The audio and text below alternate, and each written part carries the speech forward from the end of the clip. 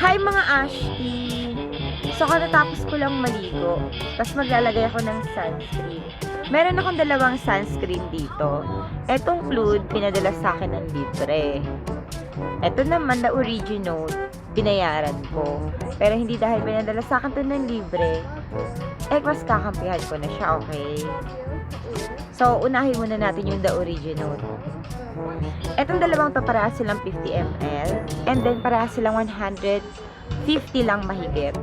Pero itong Flood, nagsisale siya minsan ng 99 pesos. Tingnan nyo ngayon, baka 99 na lang to.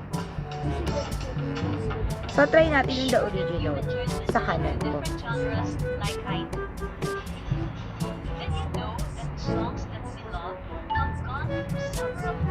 So, etong the original, pag pinapahid mo siya, mararamdaman mo agad yung kapal.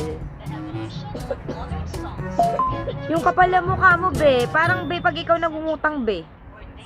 Ganun siya, be. Ganun mo mararamdaman yung kapal. Ayun.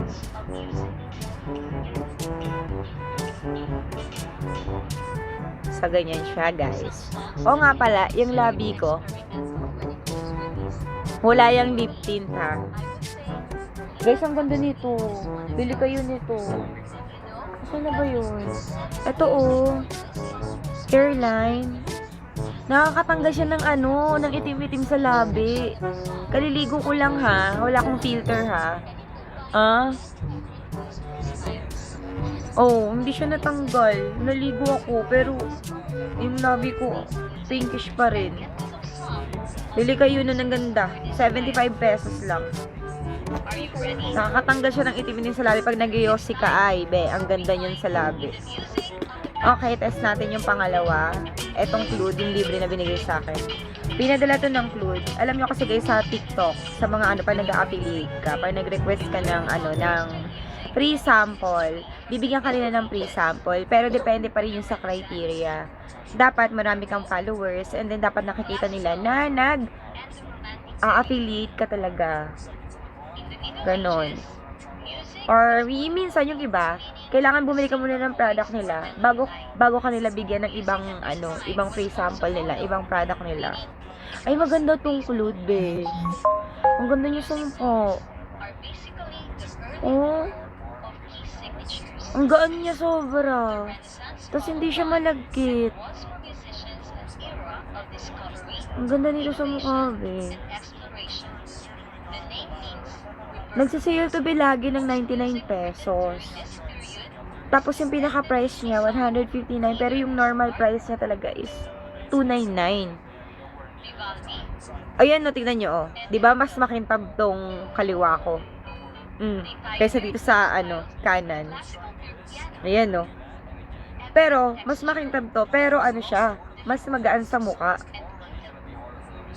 Kung i-compare mo tong dalawa, kapag nag-makeup ka, dito, pag nag-makeup ka sa kanan ko, mas lalagkit yung mukha mo. Pero dito, pag nag-makeup ka dito sa kanan ko, hindi siya mabigat, hindi siya malagkit. So, ayan no, ang ganda niya, sobrang lightweight niya. Tapos, ayan no, hindi siya malagkit. Pero kasi dito sa kabila, malagkit eh. Ayun, sorry po. Dito po, sorry po. Hindi pa talaga siya, malagkit po talaga siya. Ayan, malagkit siya. Tapos dito, ang gaan niya. Yun. Pag ito ba ginamit mo, be, gagaan ang buhay mo, be. Ayun. Tapos, parehas silang may SPF 50 na, and then parehas silang may ceramide. Etong kanan may vitamin C siya, and then tremella. Pwede mo i-google yan, be. Kailangan ba lahat, be? Papaliwanag ko? Pwede naman, be, ba i-google, be? Pagod na ako magpaliwanag, be. Lagi na lang ako nagpapaliwanag, eh. Tapos dito naman sa kabila, may ceramide siya, may niacinamide, and then may panthenol. Yon. Yung ceramide kasi, be, nakakasettle siya ng barrier ng skin natin, and then with continue use, nagre-result siya ng healthy and glowing skin. Kasi, kunwari damage yung skin mo, with continue use, magiging normal siya ulit. Ganun yung effect ng ceramide sa skin natin. And then, meron siyang niacinamide for dark spot. Yan, be. Yun. Tapos, meron din siyang panthenol. Parang yung panthenol, hindi ko alam kung anti-aging ba yun o ewan. Basta, be, i-google mo na lang, be, kasi nahihirapan na ako. Ang sakit na ng ulo ko, be. Sumasakit na nga yung ulo ko sa jowa ko, tapos papasakitin mo pa. Diba? Ayun. Kung papipiliin mo ko, kanan or kaliwa?